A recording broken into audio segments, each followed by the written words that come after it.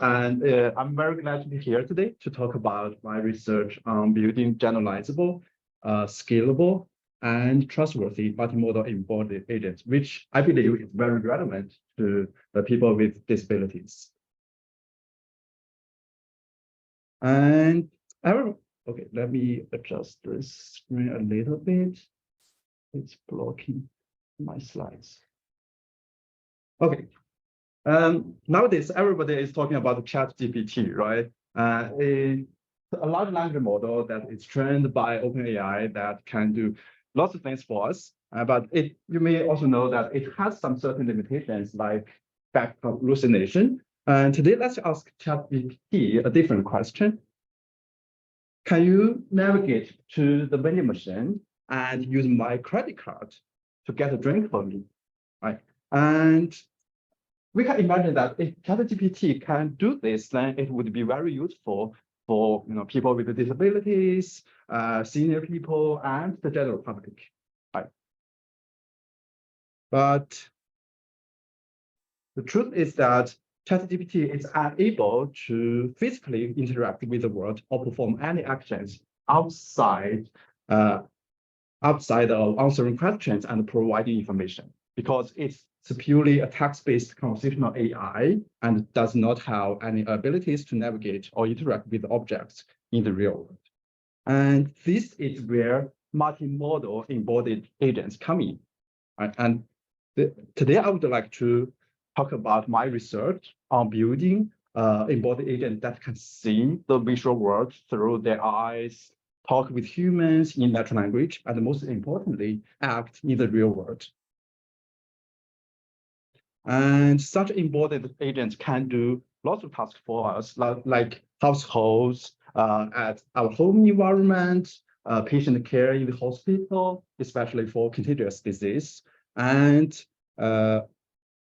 various tasks in agriculture, disaster relief, search and rescue, among other fields. And today, I'm going to talk about three fundamental problems in multimodal embodied agents: generalization, scalability, and reliability, with three of my research works. Okay, we will start with generalization. I will introduce CPL, a counterfactual prompt learning method for vision and language models. This is a joint work among UC Santa Cruz, UC Santa Barbara, and Google. Okay, recently, large pre-trained foundation models have basically revolutionized many fields, including NLP, computer vision, and vision and language, including on both discriminative models such as CLIP, BLIP, and GLIP, and generative models such as DALL-E, Imagine, and Stable Diffusion. However, those pre-trained models still suffer from poor generalization in many scenarios. So let's look at this example here. We can do a quick quiz. Given the text prompt, a man is catching a frisbee, and those two images below, then which one do you think match the text prompt? The next one. The left one. Yeah. The obvious answer, right? However, the CLIP model predicts the right one in this case. Okay, this is the similarity scores predicted by the CLIP model. Higher scores represent higher similarity with the text prompt. Could you describe the images to make sure that? Oh yeah, sorry about that. So the left image is basically about a man is catching a frisbee, which is exactly what the text prompt is. And the right image is about a dog is catching a frisbee.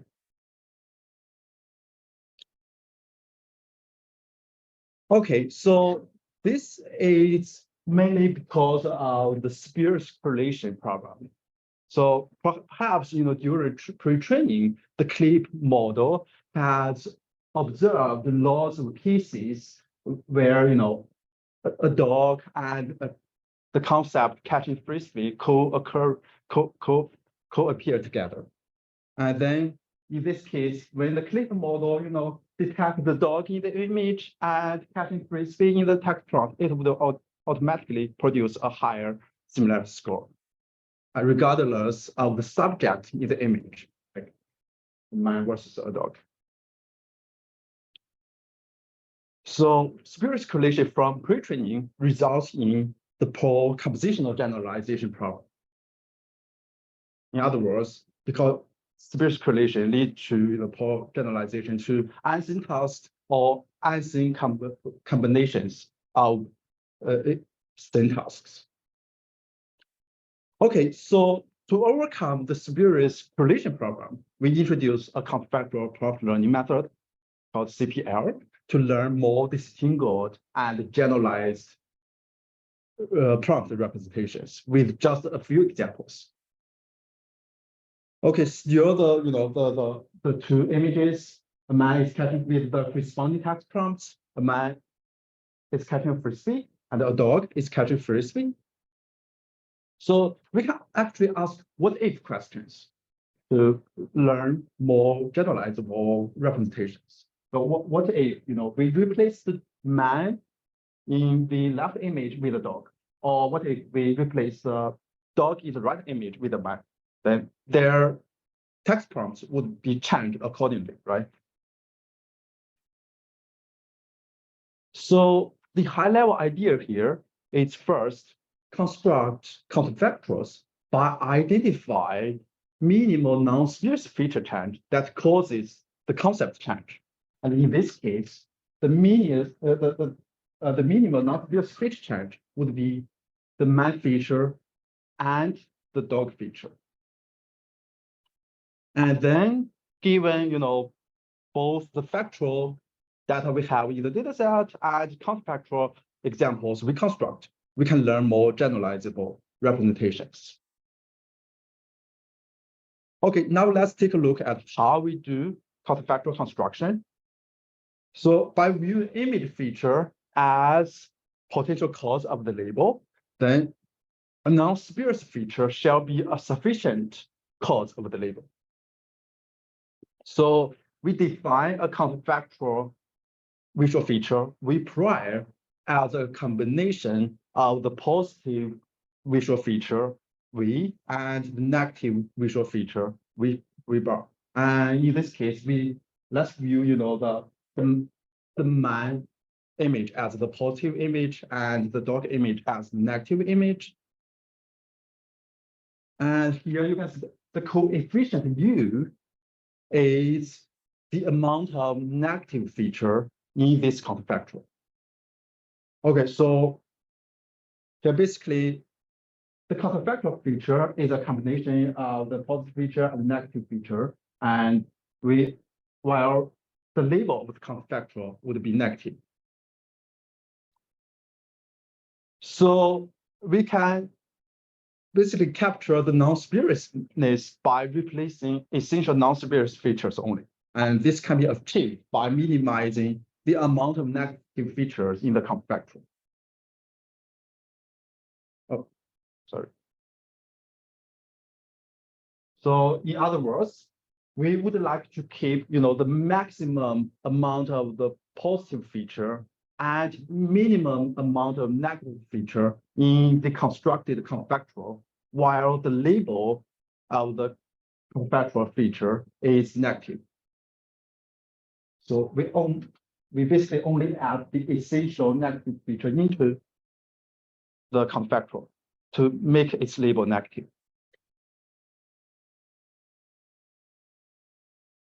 And we do joint optimization of counterfactual construction and prompt learning. And there are three main terms in this learning objective. First, the cross-entropy laws used in the original training. We can still use it for fine-tuning in future scenarios. And then the counterfactual learning objective, which helps us to distinguish between the factual examples we have and counterfactual examples we construct. And the third term is the counterfactual construction loss, which is basically to minimize the amount of negative features in the counterfactual construction process. And note that the confactuals are dynamically constructed within each batch during training. So it's a one-stage optimization problem.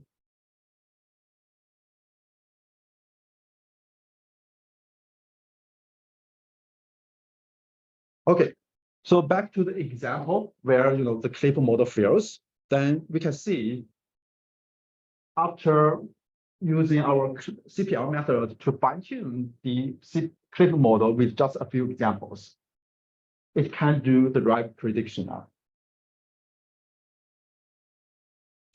And we extensively evaluated the CPR method over 10 data sets across the task of image classification, visual question answering, and image text retrieval. And here are the results on image classification. And as you can see, okay, so we compare a CPR with the clip model and the state-of-the-art fine-tuning method, CocoOp. As you can see, previous social method, CocoOp, performs even worse than the zero-shot clip on unseen classes. And while our method, CPR, outperforms both zero-shot clip method and CocoOp method on both seen and unseen classes, which demonstrate a strong compositional generalizability. And here are the results on image text retrieval and visual question answering. For both tasks, we only use a small portion of the training data to fine-tune the model. See, only 1% of the training data. And CPR outperforms clip and CocoOp on image text retrieval and visual question answering by a very significant margin here. Okay, so in addition to discriminative tasks, text-to-image generating models, such as Stable Diffusion, also suffer from poor compositional generalization. For examples here, given those two text prompts, a red car and white sheep, or a blue backpack and a brown elephant, the Stable Diffusion model would generate some high-quality images, but not exactly matching those two text prompts. As you can see in the first example, in the first example, Stable Diffusion generate a red car and a red shape instead of white shape. And in the second example, Stable Diffusion generate only a blue backpack. The brown elephant is totally missing in the generation result. And we introduced a training-free structured diffusion guidance to improve the compositionality in text-to-image generation without training non-fine-tuning at all. Okay, so the high-level idea is to first pass the text prompt into some linguistic structure like a parsing tree, and then we inject those linguistic structure into the attention manipulation process inside the Stable Diffusion model to guide more faithful generation. And after doing that, the model is able to generate more faithful images that actually match those two input prompts. Okay, I'm not going to talk about details about this work. This is our wrist iClear paper. Feel free to check it out. Okay, a few takeaways. First, pre-trained vision and language models often suffer from poor compositional generalization due to the spurious correlation problems in pre-training. And the CPR method learns non-spurious and generalizable prompt representations for vision and language tasks under few-shot settings. The structured diffusion method improves the compositionality in text-to-image generation in a completely training-free manner.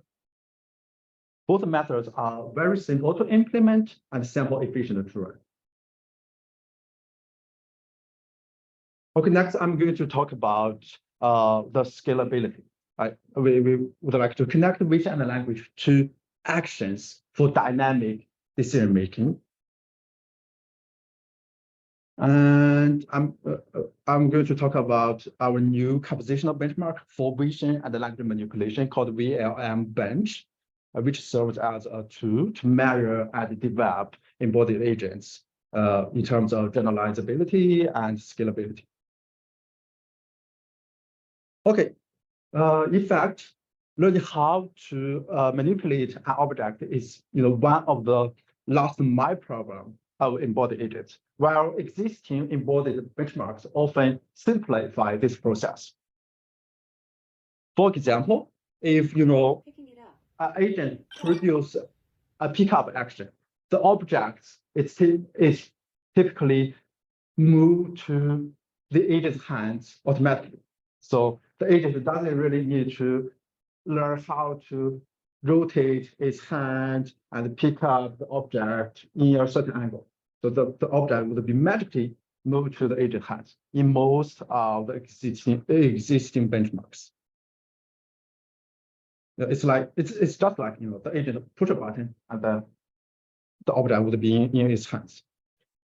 Meanwhile, existing vision-based robotic manipulation mainly focus on control and reinforcement learning without compositional language understanding. For example, there are usually a predefined set of existing tasks, such as pick up soda can, pick up the star, put tree in oven, put bottle in fridge, and these are generally treated as numeric labels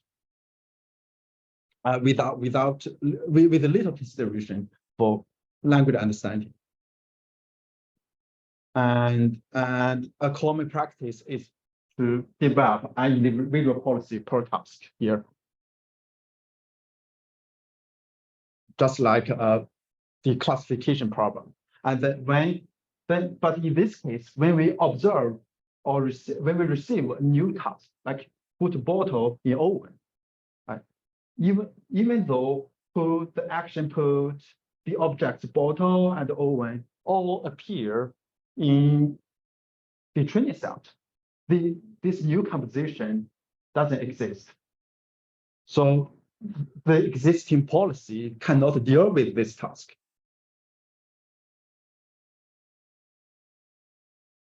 And so our goal is to tackle the challenge of vision and language robotic manipulation, or VLM for short. And this would allow the robot, to carry out the task based on compositional language instructions. For example, the task pick up the star and place it into the purple container. We want our agent to be generalizable enough to handle similar tasks like pick up the yellow triangle and place it into the green container or the purple container. Since there are no prior benchmarks for this, we introduced a novel compositional benchmark for vision and language manipulation. That meets the following criteria: categorization, compositionality, generalization, and scalability. So for example, the task must be highly categorized enough and composed of diverse unit tasks in order to be generalized to novel tasks or novel compositions of say objects. To do that, we first introduce an automatic manipulation solver for automatic task construction. So in principle, those long horizon tasks, such as making coffee or put the plate into the dishwasher, can be decomposed into a sequence of unit tasks. For example, for the long horizon task, fully open the dishwasher and take out the red plate, we can decompose it into 3 steps. Step 0, open the door of the dishwasher. Step 1, pull out the tray of dishwasher. And step 2, pick up red plate. So if we can come up with a unit task template to represent all kinds of those unit tasks, then we can easily deal with the compositional nature of this task and further, compose more complicated long horizon tasks. So automatic manipulation solver is designed to do that, to construct the unit task automatically. For example, here, pick up the star and place it into the proper container.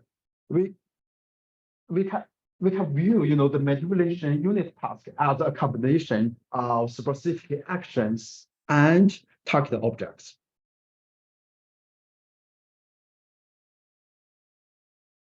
For actions, they have to follow some motion constraints. Like in this example, the agent has to move and rotate the blue star to stack it on the red star, which shows a goal pose constraint. And these are some other scenarios. It may require some path constraint scenario, like wipe the table, from the top left corner to the bottom right corner. And for a more modular and compositional design, we use object-centric descriptors for target objects. Those descriptors cover things like the classes, whether it can be articulated or not, the color, size, relative position, and graceful pose of the objects. Using AM solver, automatic manipulation solver, we create the VLM bench dataset, which consists of over 11,000 automatically generated tasks, while the previous benchmark IL bench only has 100 manually designed tasks. And VLM bench also supports unseen task evaluation, novel object adaptation, automatic 6 degree of freedom grasping, and all of those benefit from the compositional task formulation we just mentioned. Here are some examples of this dataset. These are some demonstrations for categories of goal constraint tasks in terms including stack, pick and place, drop pane, shape sorter, with all kinds of task variations in terms of color, size, shape, and the relative position. Here are some examples of the path constraint tasks, including wipe, pull, draw, and door tasks, with all kinds of variation in terms of color, size, shape, direction, relative position, the amount, and actions. Okay, so to complete VLM task, we propose a baseline agent called 660 clipboard. Okay, so it is at a high level, it is a key point-based method, which predicts the key points of the trajectories first, and then connected them based on the robotic geometry. So it takes, the RGB image and the RGBD, the depth information, as the input to the model, and it is based on the pre-trained clip model with a transporter to deal with the depth information, and then we do some sort of feature fusion and use a decoder to predict the 6 degree of freedoms, including the positional information X, Y, Z, and the rotational angles of the robotic arm. Okay, here are the results. 60 clipboard on our VLM bench dataset in terms of different tasks and seen and unseen tasks. First, both vision and language information play a very important role in VLM tasks. So vision only or language only agent cannot deal with this task well. 60 clipboard achieve reasonably similar performance on both seen and unseen tasks, which demonstrate its strong generalizability. And we believe, the ability of compositional reasoning really matter for further improvement.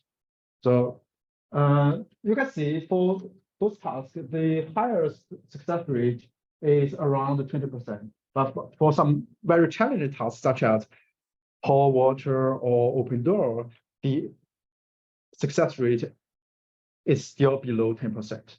So the VLM task is indeed very challenging. There are lots of room for improvement. Okay, a few takeaways. First, automatic manipulation solver. We introduced automatic manipulation solver for automatic VLM task generations. That means we can always scale up. This is a tool, and you can use this to generate more kinds of VLM tasks, more complexity. We then use AMS solver to construct a data set to benchmark the progress of VLM agents. It is a testbed for compositional reasoning, language grounding, and reinforcement learning, among others. We also introduce a baseline agent, 6D clipboard, to facilitate future development of 6 degrees of freedom robotic manipulation following human guidance. Okay, so for now we have covered generalization and scalability of embodied agents. Let's now quickly talk about another important aspect, reliability.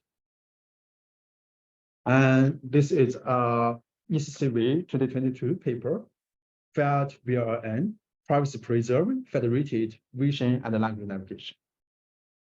So navigation is actually a core skill of embodied agents, right? And the task of vision and language navigation is to navigate an agent by following human natural language instructions provided by humans. For example, here we might ask a home assistant robot to pick up the plant, to grab the plant for us, and may provide some fine-grained instructions, such as get out of the room and go towards the kitchen. The plant is on the window near the kitchen. So in order to complete this task, the agent must, understand both natural language instructions and the dynamic visual environment, and the reason about the actions to take step by step. However, existing VLN, vision and language navigation methods, all concentrate on centralized training. That said, all the training environment and the data would are scanned and uploaded to a centralized server, and then we train the models on this centralized server and deploy it to the testing environment. A major issue with this approach is the data privacy problem, because then the server would have access to all the training environments, and in this case it would be our house environments. And even worse, if we deploy the trained agent onto the testing environment, and still want to optimize the agent maybe in a continual learning way or lifelong learning way, then the agent would observe all the sensitive information in the house environment, like human activities or the layout of your house. So we would like to introduce FedVLN, federated vision and language navigation, the first privacy-preserving federated learning framework for embodied agents. So rather than centralize everything onto the server, we can decentralize, the training into different house environments. So basically, we view each house environment as a separate client and deploy a local agent within this client. And then we only update the local model parameters to the server for model aggregation. So there would be no data sharing between the clients and the server and between different clients. During the training stage, we share the complete local model for aggregation, including the language encoder, the trajectory encoder, and the actual decoder. And this is a typical non-IID problem because the local agent can only observe the local data of a certain environment. So a primary challenge is to maintain strong navigation performance, right? Because it's challenging to train a local agent without the loss of generalization. So our VizWiz method managed to achieve comparable navigation performance to centralized training methods here in terms of different navigation metrics such as CLS, SPL, and success rate.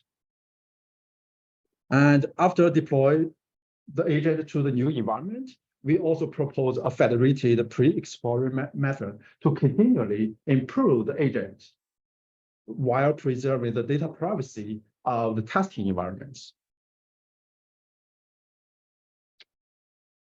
So given the limited time, I'm not going to introduce the details of this, but here we surprisingly found that the federated pre-exploration can even perform better than centralized pre-exploration and environment-based pre-exploration, like two state-of-the-art methods for pre-exploration.